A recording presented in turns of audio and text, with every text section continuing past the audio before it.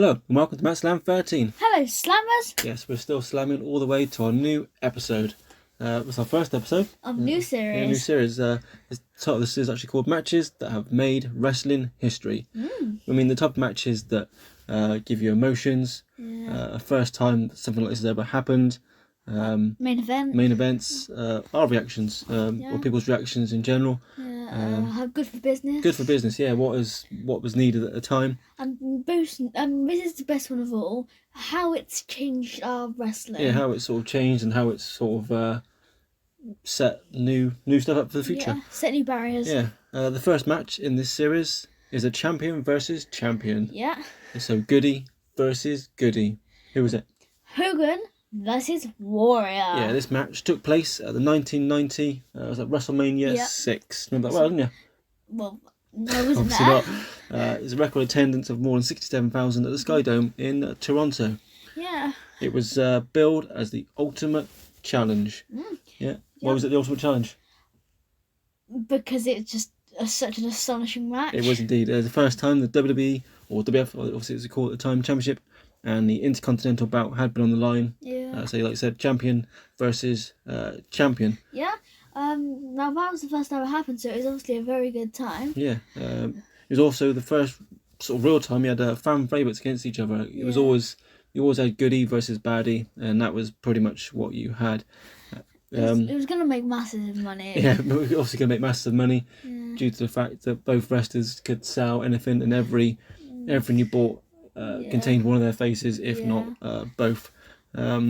It was so. But actually, talking about the match itself and the build to it, it was actually quite a short-lived feud. Two reasons for this was Hulk Hogan was going on to do Hollywood films and things like that, so he wanted to perhaps get out of the industry a little bit. And obviously the feud didn't continue because neither wrestler could turn bad. I know obviously Hogan did in the later years in WCW, but they had a second match actually, these two. But at the time they couldn't turn either one of these bad as they couldn't be heels, that's for sure. So the build up itself then. Pretty good, I suppose. It started off at the Royal Rumble, with both men being left in the ring at one point after eliminating all other wrestlers. And having the crisscross double clothesline scene. Can everybody remember that? This kind of goes with the series, but I think that's my favourite ever scene for a Royal Rumble. Oh, really? Just them two like facing off. It's so cool. And then as this, obviously Hogan won the Rumble after eliminating Warrior through a mix-up with clothesline the Barbarian, I think, and who was it? Ravishing Rude, Warrior in the middle, and got eliminated. But yeah, so the torch was sort of lit. The following week, they would join forces, but were jumped by the Genius and Mr. Perfect, and the Warrior ended up sort of accidentally hitting Hogan. So there, but again, week followed again. Both wrestlers also interfered with each other's matches against Earthquake. Earthquake's about to squash off the second rope to land on Warrior, but Hogan come down, and then pretty much the same thing happened a week later with Earthquake versus Hogan, and Warrior come down just as he's about to squash him. If it was both against Earthquake, that's done purposely, isn't it? Yeah, possibly, yeah. We also had the contract signing, which obviously nowadays it happens every week. We always see the scene with 2 chairs and a table in the ring, and the contract signed. But at the time, it was a new thing. He was sat in Jack Tony's office, and the contract was signed. And I love it, like Warrior still had his face paint on. Yeah, Warrior still face painted up with his hair back, and Hogan was still dressed up in his vest and thing and that. It was the first time they ever did it, and they made quite a big episode all about it.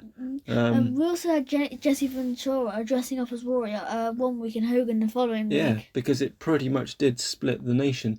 You was either a Hogan fan or a Warrior fan. He was very divided because they're both goodies. Well, it's a bit like Xbox versus PlayStation. Yes, Xbox versus PlayStation. You're either one or the other. You're not both. It was as simple as that. The match itself, then we've actually got on. We're watching it ourselves at the moment whilst we're doing this video. We've got it on the background. Very back and forward match.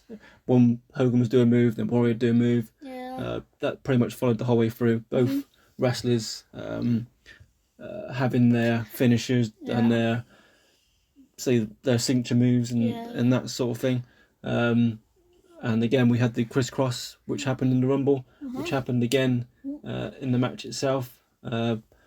Hogan in disbelief that when he hit his leg drop, Warrior kicked out, and when Warrior did his gorilla press slam, and it all thing. The referee got knocked out. So they pretty much had it all, and the fans were on their feet all the way through. Yeah. I say we had the crisscross very early on in the match, as we're watching it now actually. We're both wrestlers, and Hogan goes to the big slam, which got all the Hogan fans going wild, and you had all the fingers, the phone fingers in the crowd. They was all going up for it, and Warrior gets straight back up. Yeah, Warrior got straight back up, and again we got another crisscross. This time Warrior going down to the floor, getting up, and him power slamming Hogan. So it's a bit like if you play 2K19, it's a bit like when you get resiliency. Yeah, exactly. Say we had everything, Hogan showing his strength and Warrior showing his strength. Yeah. And in the end, the Ultimate Warrior won the match to become the first ever 2-belt champion. Although he had to give it up on the next night. Yeah. Although the Intercontinental belt had to give it up the next night due to the fact that they didn't believe that wrestlers should have 2 belts. Well, it would have been strange though if he would have given up the main belt, wouldn't it? Yeah, but I didn't say. But if you had that nowadays, if someone had 2 belts, we saw it with Banks and Bailey and whatever else, 2 belts, and Lynch, they held on to both belts. But at the time, it was stripped off, and I think Ravishment Rude then become Intercontinental champion. Yeah.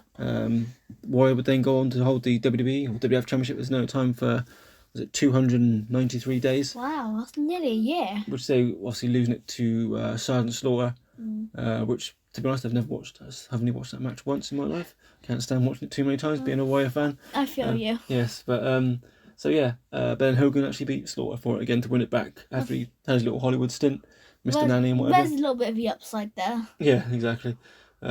So this was probably the biggest match of my childhood. Yeah. Bear in 1990, I was 6 years old or so. Big Warrior fan, and they said it was something that's never really happened. Obviously, Warrior at the time was the up and coming with the current scene in the world, the current music and rock star music that was coming out at that time. The Warrior fitted that bill, and Hogan was the clean living, vitamin eating machine that he was. So there you go. That's our first little episode on matches. What we call the C-Notes? Matches that have made wrestling history. Yes, indeed, they've made wrestling history. We watched Earl Hebner. I think that's Earl Hebner get knocked out then. The referee getting knocked out in the match. Yeah, I say we're going to continue watching this match now. I'll see. Yeah, thanks for watching. Please leave a like, comment, and subscribe. Yeah, we don't know. Well, we do know what kind of video we're doing again for next week. Yeah. We won't tell you until the actual night. See what's a surprise for you. I had a few guesses, but none of them were right. Yeah, so... not even Oaks know. So we'll leave it at that.